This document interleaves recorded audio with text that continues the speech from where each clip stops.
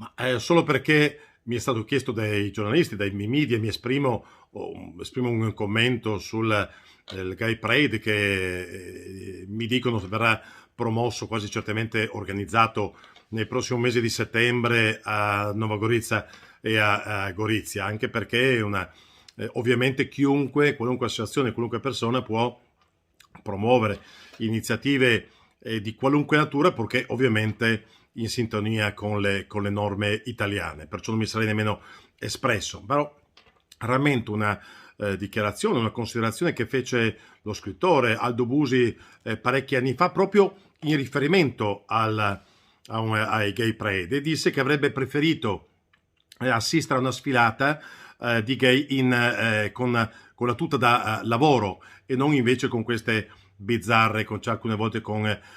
bizzarri indumenti. È fuori di dubbio che una persona di buon senso non può che condannare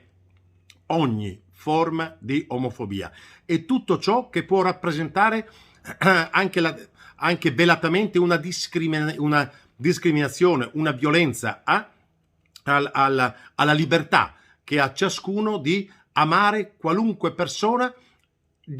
a qualunque sesso questa persona appartenga, come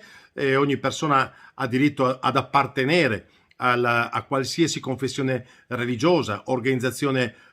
politica. Però io ritengo anche che l'ostentazione, spesso provocatoria, anche superficiale, che è tipica dei Gay Pride, salvo che questo non si svolga in forme diverse, a mio avviso rappresenta, questo sì, una vera mancanza di rispetto nei confronti di chi quotidianamente vive anche pubblicamente questa realtà, e lo fa senza scendere in piazza, lo fa senza queste esagerazioni, senza queste provocazioni, questi atteggiamenti che invece alcune volte, consentitemi, rasentano davvero il ridicolo, che sono volti invece a rimarcare una diversità che, come dicevo in premessa, il sottoscritto e la maggioranza degli italiani certamente per la quale certamente non esiste.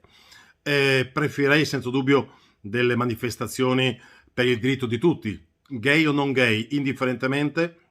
protestare tutti insieme, scendere in piazza lungo le strade tutti insieme per il diritto alla salute, per il diritto al lavoro, per il diritto a un'abitazione. Io ho sempre sostenuto che ogni forma di diversità è ricchezza, guai non posso nemmeno immaginare di vivere in un mondo fatto di tutti uguali e di tutti omologati.